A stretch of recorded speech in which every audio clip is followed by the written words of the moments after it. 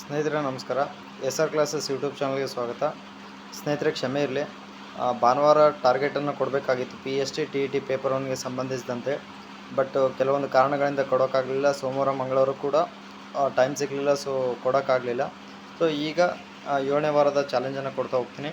ಅದಕ್ಕೂ ಮುಂಚೆ ಒಂದು ನಿಮಗೆ ಸಜೆಷನ್ ಕೊಡೋದೇನಂತಂದರೆ, ನಮ್ಮ ಚಾನಲ್ ವತಿಯಿಂದ ಟಾರ್ಗೆಟ್ ಕೊಡೋದ್ರಲ್ಲಿ ಏನಾದರೂ ಸ್ವಲ್ಪ ಟೈಮಲ್ಲಿ ವ್ಯತ್ಯಾಸ ಆಯಿತು ಅಂತಂದರೆ ನೀವು ಹಿಂದೆ ಕೊಟ್ಟಿರುವ ಸಿಲೆಬಸನ್ನು ರಿವಿಷನ್ ಮಾಡ್ಬೋದು. ಯಾಕಂತಂದರೆ ಮುಂದೆ ನಿಮಗೆ ರಿವಿಷನ್ಗೆ ಟೈಮ್ ಸಿಗದೇ ಇರ್ಬೋದಲ್ಲ.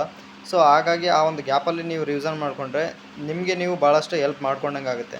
ಯಾಕಂತಂದರೆ ಇನ್ನು ಕೆಲವು ದಿನಗಳಲ್ಲಿ ನೋಟಿಫಿಕೇಷನ್ ಆಗ್ಬೋದು.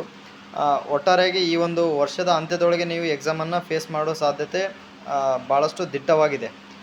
ಆಲ್ಮೋಸ್ಟ್ ನನಗನ್ಸಿರೋ ಮಟ್ಟಿಗೆ ಈ ಡಿಸೆಂಬರ್ ಅಥವಾ ಜನವರಿ ಒಳಗೆ ನೀವು ಎಕ್ಸಾಮ್ನ ಫೇಸ್ ಮಾಡಬೇಕಾಗುತ್ತೆ.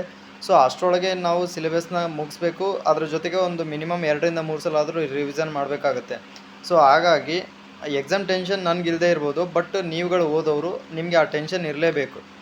ಯಾಕಂದರೆ ಸಕ್ಸಸ್ ಆಗಬೇಕಂದ್ರೆ ಅಷ್ಟು ಈಸಿಯಾಗಿ ಸಿಗಲ್ಲ ಸಕ್ಸಸ್ ಅನ್ನೋದು. ಸೊ ಎಷ್ಟು ಹಾರ್ಡ್ ವರ್ಕ್ ಮಾಡ್ತೀವಿ ಅಷ್ಟು ನಾವು ಸಕ್ಸಸ್ಗೆ ನಿಯರ್ ಆಗ್ತಾ ಹೋಗ್ತೀವಿ. ಸೊ ಆ ಒಂದು ರೀಸನಿಂದ ನಾನು ನಿಮಗೆ ಸಜೆಸ್ಟ್ ಮಾಡ್ತಾ ಇರೋದೇನಂತಂದರೆ ರಿವಿಷನ್ ಕಡೆ ಗಮನ ಕೊಡಿ ಸರ್. ಅಂದರೆ ನಾನು ವೀಕ್ಲಿ ಚಾಲೆಂಜ್ ಕೊಟ್ಟಿಲ್ಲ ಅಂತಂದ್ರೆ ಅಲ್ಲಿ ಏನಾದರೂ ಮೇಜರ್ ರೀಸನ್ ಇರುತ್ತೆ. ಸುಮ್ಮನೆ ತಪ್ಸೋಕ್ಕಂತೂ ಸಾಧ್ಯ ಇಲ್ಲ. ಬಟ್ ಕೆಲವೊಂದು ಸ್ಟ್ರಾಂಗ್ ರೀಸನ್ ಇದ್ದಾಗ ಅಲ್ಲಿ ವ್ಯತ್ಯಾಸ ಆಗ್ತಾ ಇರುತ್ತೆ. ಸೊ ಆ ಒಂದು ಕಾರಣದಿಂದ ಆ ಟೈಮ್ನ ನೀವು ರಿವಿಷನ್ಗೆ ತೊಗೊಂಡು ಮತ್ತು ನಾನು ನೆಕ್ಸ್ಟ್ ಟಾರ್ಗೆಟ್ ಕೊಟ್ಟಾಗ ನೀವು ಅದನ್ನು ಓದ್ಬೋದು. ಇನ್ನೊಂದು ಸಜೆಷನ್ ಏನಂತಂದರೆ, ನನ್ನ ಮೇಲೆ ಡಿಪೆಂಡ್ ಆಗಬೇಡಿ. ನಿಮ್ಮ ಸ್ಟಡಿನ ನೀವು ಕಂಟಿನ್ಯೂ ಮಾಡಿ.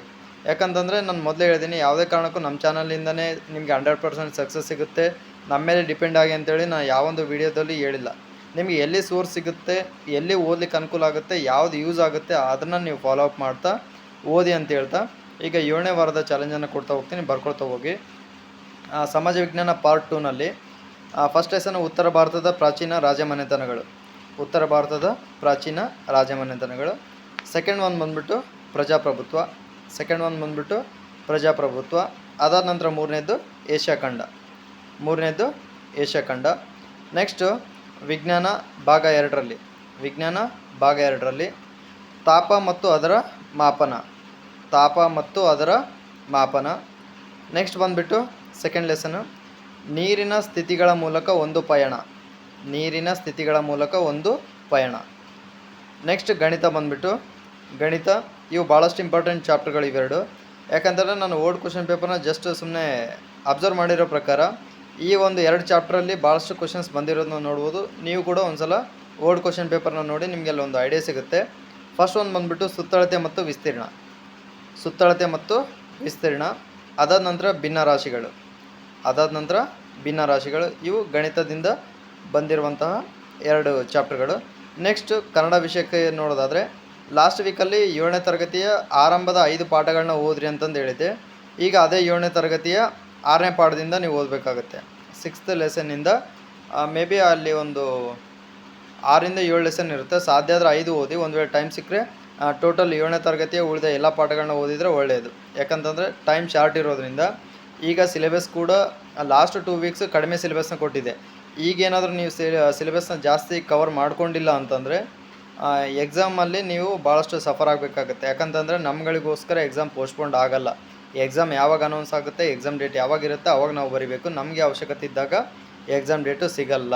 ಸೊ ಆ ಒಂದು ಕಾರಣದಿಂದ ಇನ್ಮೇಲೆ ಸಿಲೆಬಸ್ನ ನೆಕ್ಸ್ಟ್ ವೀಕಿಂದ, ಈ ವೀಕಲ್ಲಿ ಒಂದು ವ್ಯತ್ಯಾಸ ಆಗಿರ್ಬೋದು, ಬಟ್ ನೆಕ್ಸ್ಟ್ ವೀಕಿಂದ ಸಿಲೆಬಸ್ ಜಾಸ್ತಿ ಕೊಡ್ತಾ ಹೋಗ್ತೀನಿ. ಅದು ಓದೋದು ಬಿಡೋದು ನಿಮಗೆ ಬಿಟ್ಟಿರೋದು.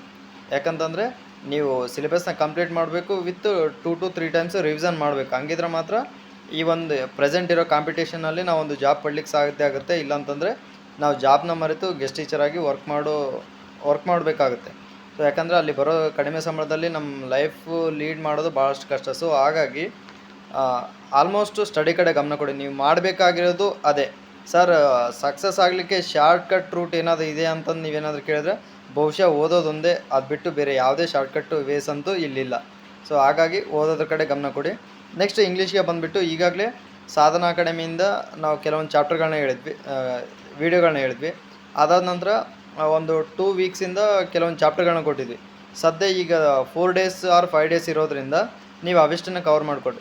ಇಲ್ಲಿ ನೋಡಿರಿ, ಈ ಒಂದು ವಾರದಲ್ಲಿ 15th ಆಗಸ್ಟು ಫ್ರೈಡೇ ಬರುತ್ತೆ. ಅಲ್ಲಿ ಫ್ಲಾಗ್ ಹೋಸ್ಟಿಂಗ್ ಆದಮೇಲೆ ನಿಮಗೆ ಅಲ್ಲಿ ಟೈಮ್ ಸಿಗುತ್ತೆ. ಸೊ ಅವತ್ತನ್ನು ಕವರ್ ಮಾಡ್ಕೋಬೋದು. ಸಾಟರ್ಡೆ ಹಾಫ್ ಡೇ ಇರುತ್ತೆ, ಸಾಟರ್ಡೆಯಿಂದನೂ ಕೂಡ ಕವರ್ ಮಾಡ್ಕೋಬೋದು. ಸಂಡೇ ಫುಲ್ ಡೇ ಕುಂತರೆ ನಾ ಇಷ್ಟು ಸಿಲೆಬಸ್ ಏನು ಕೊಟ್ಟಿದ್ದೀನಲ್ಲ ಅದನ್ನು 3 ಡೇಸಲ್ಲೇ ನೀವು ಕವರ್ ಮಾಡ್ಬೋದು. ಯಾಕಂದರೆ ನಾಳೆ ಫ್ಲಾಗ್ ಹಾಸ್ಟಿಂಗಿಗೋಸ್ಕರ ಪ್ರಿಪ್ರೇಷನ್ ಅವೆಲ್ಲ ಇದ್ದರೂ ಕೂಡ ನಾಡಿದ್ದು ಶುಕ್ರವಾರ ಆಫ್ಟರ್ನೂನು ಫ್ರೀ ಇರ್ತೀರಿ, ಶನಿವಾರ ಆಫ್ಟರ್ನೂನ್ ಫ್ರೀ ಇರ್ತೀರಿ ಮತ್ತು ಭಾನುವಾರ ಫುಲ್ ಡೇ ಫ್ರೀ ಇರ್ತೀರಿ. ಸೊ ಆವಾಗ ನಿಮ್ಮ ಪರ್ಸನಲ್ಗೆ ಒಂದಿಷ್ಟು ಟೈಮ್ನ ಕೊಟ್ಟು ರಿಮೈನಿಂಗ್ ಟೈಮ್ನ ನೀವು ಸ್ಟಡೀಸ್ ಕಡೆ ಕೊಡಿ ಅಂತ ಹೇಳ್ತಾ ಇಷ್ಟನ್ನು ಈ ವೀಕಲ್ಲಿ ಕವರ್ ಮಾಡಿಕೊಡ್ರಿ. ನಾನು ಮತ್ತೊಂದು ಸಲ ಹೇಳ್ತಾ ಇದ್ದೀನಿ, ಯಾವುದೇ ಕಾರಣಕ್ಕೂ ನಾನು ಕೊಡೋ ಟಾರ್ಗೆಟ್ ಮೇಲೆ ಡಿಪೆಂಡ್ ಆಗಬೇಡಿ. ರಿವಿಷನ್ ಕಡೆ ಗಮನ ಕೊಡಿ. ನಾನು ಯಾವಾಗ ಟಾರ್ಗೆಟ್ ಕೊಡ್ತೀನಿ ಆವಾಗ ನೀವು ಫಾಲೋಅಪ್ ಮಾಡ್ತಾ ಹೋಗಿ. ಯಾಕಂತಂದರೆ ರಿವಿಷನ್ ನೀವು ಮಾಡಿಲ್ಲ ಅಂತಂದರೆ ಮುಂದೆ ರಿವಿಷನ್ ಕೊಟ್ಟಾಗಾದರೂ ಕೂಡ ತೊಂದರೆ ಆಗುತ್ತೆ. ಸೊ ನನ್ನ ಕಡೆಯಿಂದನೂ ಕೆಲವೊಂದು ವ್ಯತ್ಯಾಸ ಆಗಿದೆ, ಅಂದರೆ ಗ್ಯಾಪ್ ಆಗಿದೆಲ್ಲ. ಸೊ ಅದಕ್ಕೆ ನಾನಂತೂ ಕ್ಷಮೆ ಕೇಳ್ತೀನಿ. ಬಟ್ ನಾನು ಕ್ಷಮೆ ಕೇಳಿದರೆ ಅಲ್ಲಿಗೆ ಮುಗಿದೋಗುತ್ತೆ. ಬಟ್ ನೀವು ಎಕ್ಸಾಮ್ ಫೇಲ್ ಆದಮೇಲೆ ಸಾರಿ ಅಂತೇಳಿ ನೀವು ಯಾರಿಗೆ ಕೇಳಿದ್ರು ಕೂಡ ಜಾಬ್ ಸಿಗಲ್ಲ. ಸೊ ಆ ಒಂದು ಕಾರಣದಿಂದ ದಯವಿಟ್ಟು ಓದೋದ್ರ ಕಡೆ ಗಮನ ಕೊಡಿ. ನಿಮ್ಗಳ ಬಗ್ಗೆ ನನ್ನ ಕಾಳಜಿ ಕೂಡ ಭಾಳಷ್ಟಿದೆ. ಕನಿಷ್ಠ ಪಕ್ಷ ನಮ್ಮೊಂದು ಚಾನಲಿಂದ ಒಂದು 10-15 ಜನ ಆದರೂ ಅಪಾಯಿಂಟ್ ಆಗಲಿ ಅನ್ನೋ ಒಂದು ಕಾರಣಕ್ಕೆ ನಾವು ಏನೋ ಸ್ಟ್ರಗಲ್ ಮಾಡ್ತಾಯಿದ್ದೀವಿ. ದಯವಿಟ್ಟು ನಮ್ಮ ಒಂದು ಸಹಕಾರ ನಿಮ್ಗೆ ಇದ್ದೇ ಇರುತ್ತೆ. ಸ್ವಲ್ಪ ಏನಾದರೂ ಟೆಕ್ನಿಕಲ್ ಇಶ್ಯೂ ಆದಾಗ ಅಥವಾ ಏನಾದರೂ ಮೇಜರ್ ರೀಸನ್ ಇದ್ದಾಗ ಮಾತ್ರ ನಾನು ಈ ಕ್ಲಾಸನ್ನ ಮಿಸ್ ಮಾಡೋ ಚಾನ್ಸಸ್ ಇರುತ್ತೆ. ಅದು ಬಿಟ್ಟು ಫ್ರೀ ಇದ್ದರೆ ಡೆಫಿನೆಟ್ಲಿ ನಾನು ನಿಮಗೆ ಟಾರ್ಗೆಟನ್ನು ಕೊಡ್ತಾ ಹೋಗ್ತೀನಿ. ಇಷ್ಟು ಹೇಳಿ ನಾನು ಈ ಕ್ಲಾಸನ್ನು ಮುಗಿಸ್ತಾ ಇದ್ದೀನಿ. ಜೈ ಹಿಂದ್.